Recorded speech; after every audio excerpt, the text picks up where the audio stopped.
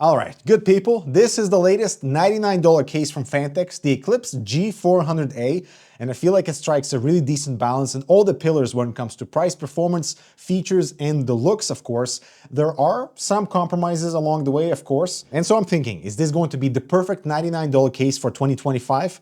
Let's find out. Starting with packaging, nothing negative to say over here. It's well protected, it comes double boxed, and both my black and white copies are perfect out of the box. As in, there are no loose thumb screws, everything came attached to the enclosure, nothing is bent. It's exactly what I was expecting, as the case is pretty lightweight, and therefore it gives it less opportunity to get damaged in shipping in case it gets dropped or whatever. Now, surprising thing about the accessories is that we don't have our standard plastic container into where you can organize all your screws.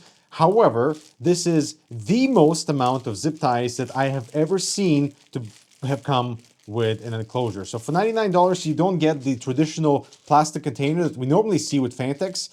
Instead, you get all these zip ties. And I'm not sure which one is better, but definitely you would need a lot less than this to clean up all your cables. Now, from a design point of view, I feel like the case is pretty Eclipse-like from everything that we've seen from the earlier series to now. There's some refinements in the perforation pattern. They've made some changes on the front intake by adding a plastic inlet to what they say is going to reduce turbulence and improve the noise profile, and also help with just regular performance of those front intake fans. I like that the inlet is removable to access the screw holes for those 140mm fans in case you want to swap them, for example. But notice you cannot install anything smaller. That means the inlet and the frame are perfectly designed for larger fans, and you're not being compromised by restricting airflow by having more case frame in there. And from a visual point of view, the inlet really helps to highlight the fan blades only without revealing any of the frame underneath. And these fans running at full power are actually pretty quiet.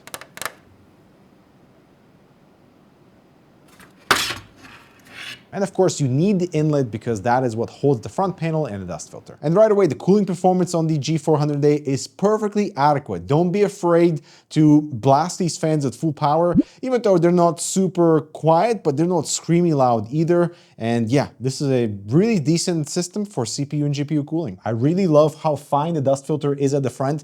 And it's interesting they included it because on previous enclosures that featured some form of metal mesh, they normally do not include dust filters underneath just to eliminate any additional restriction, but the porosity on the metal mesh here is, I think, high enough to include a dust filter for absolutely clean entry of airflow and capturing all the dust in the process. One very minor complaint about the front panel is that because it is magnetic and it's only basically sits in two plastic notches at the bottom, it does have slight play left to right. Like, I'm moving my entire desk trying to showcase this, so it's a very minor complaint, but still something to note. I do like that the rectangular ventilation pattern matches to the front and to the back into power supply shroud and even their new AIO for that brand identity and consistency. Although the ventilation pattern on the sides and the top is the round one, which is fine because it's mainly used for exhaust anyway. I do appreciate that both black and white models cost the same, but I wish that there would be more experimentation or just better contrasting color variations between the exterior and the interior. Like, for example, having a gray front and top panels on the black model instead of just pure black. A white panel on the black model doesn't look that bad either, but it does camouflage some of that RGB coming through. Now, the reason why I say this might be the perfect $99 case for a lot of people is because the out-of-the-box airflow and looks on those fans is spectacular. So we have 4 140mm fans, 3 at the front, 1 in the rear, and normally we see a 120 in the rear, but here all fans are 140mm fans, and they have that infinity mirror cap in the center with some really decent blade illumination at the same time. For stock fans, this is awesome, especially if you're going after some RGB elements because they're not outrageous. And if you compare them to like the infinity fans from Lian Li, that's gonna set you back like close to the price of the enclosure for a pack of 3 fans only. However, my main complaint with these fans is the center hub and how on some of them, it is not perfectly centered and therefore it appears to be wobbling. My bottom fan is perfect, but these two have just a very tiny wobble, but my rear fan has a lot of wobble and it is clearly evident regardless of the RPM. I wish quality control was just better with these fans because even with the AIO that has the same fan type, but that's 120mm, one of the fans also has a bit of a wobble on the hub for the RGB, so it can be distracting. But you let me know about your tolerance with something like this on a $99 case. Like, does it matter at all? And speaking of something that matters, let's hear a message from today's video sponsor. Montech with another insane value product, the HyperFlow ARGB AIOs, available in black or white, 240 or 360 sizes, with full platform compatibility and friendly tools along the way that not only look gorgeous with pump lighting and matching blade illumination, but also performance that should satisfy with any hot silicon thanks to high-speed fans, high-density fins on the rad, a good pump, and daisy-chain fans for easy cable management, all backed by the 6-year warranty, so you don't have to worry. Check it out below. All right, welcome back. Before we get inside, I will have to say that I'm disappointed Phanteks has removed the ability to change your color presets and modes directly from the case button I/O. Now that's been shifted to your standard 5-volt addressable header, so you can control it directly from the motherboard. I hate dealing with motherboard drivers, especially for RGB, so I loved having the option to simply click a button on the case I/O to change your colors and presets and stuff, and being able to even connect other Phanteks accessories to it. But because of new products that Phanteks is trying to push, with like NextLink Hub, all that is now being shifted to push you towards buying additional accessory products so you can control directly from their own hubs and their own software. It's not horrible, but like it's just more cabling and wiring for an RGB solution that was perfect before this. Phanteks was one of the only case companies that allowed us to change color and different modes directly from the enclosure, and they had beautiful presets and beautiful color tones and etc. But now I'm really disappointed this feature has been removed. Now we have a reset button instead. Come on. But I will say I love the diffusion strip on the side that helps to illuminate the hardware from below, especially if you set it to white. Now when we look inside, there are a few things to mention. First of all, these side ventilation plates are removable with just a single screw at the back in case you maybe want to access cables from this area. It's there just in case.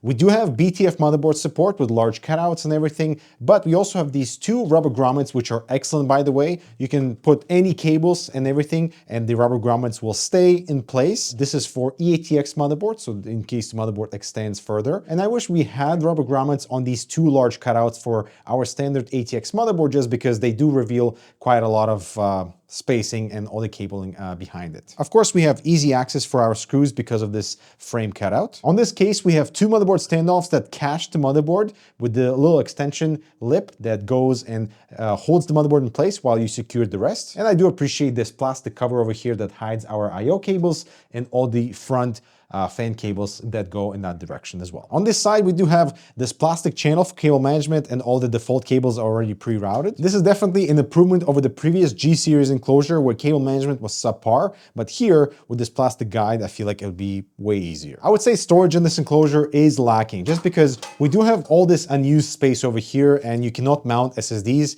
We do have only a single hard drive cage for a single hard drive underneath and two SSDs over here on top. So you can do up to 2 SSDs and a single hard drive, and that's it. Normally you would find some SSD caddies behind the tray spread out, but not with the G400A apparently. And as for the assembled system, a 360 fits at the top perfectly fine, but only with the tubes facing the front. If I tried mounting the tubes facing the back, it would bump into my rear fan. I wasn't a fan of the very tight tubes that way. Massive clearance for our GPU, lots of clearance for our CPU cooler, and cabling is perfectly fine on this side. And the only kind of minor thing is that we don't have any room over here at the front in our power supply shroud cutout for additional radiator instead of fans. So the front is for fans only, and I'm surprised they did this, even though you can still mount 3 120 fans on the power supply shroud. Just because of all these perforations at the bottom. It might help with GPU delivery, but in my experience, this is useless. And of course, the long screws are included if you want to install fans on the power supply shroud. As for cable management, this is my least favorite part, and I actually didn't find that plastic cable management bracket to be helpful just because you have to reroute all the I/O cables anyway, and they're just bunched up over here. And I would actually appreciate if all the I/O cables were on the right side. That way you can mount your like 24 pin and stuff to actually be going in the channel to not interfere with the I/O cables in the first place. Otherwise, you can spend 10 minutes and clean this up, but the side panel closes just fine and I'm happy with that. And this is my least favorite thing about G400A, the really flimsy side panel that is really difficult to close, especially if you have some cable mess in there. And also, after only one system assembly on my white copy, the bottom right corner of the glass panel started to peel and is no longer closing properly. And so that is what you get for $99. It's okay, but it is definitely not perfect. My 3 complaints with this one though is the removal of the RGB button. Before, it was way easier and more convenient to configure. The build quality of certain elements could be better, like the top fan bracket is like a little bendy. The side panels are thin. They're thin, my friends. And with such emphasis on the visuals of the fans, I would love quality control to be better so those hubs are not misaligned, because everything is jumping on the back and it's really, really bothering me. I just want to swap it out or turn off the RGB on that fan only. But because the hub is also mirrored, turning off the RGB alone doesn't help it. So for 99 bucks, would you buy or not? Let me know in the comments. I'm Dmitry. Thanks so much for watching. And as always, spend responsibly, my friends.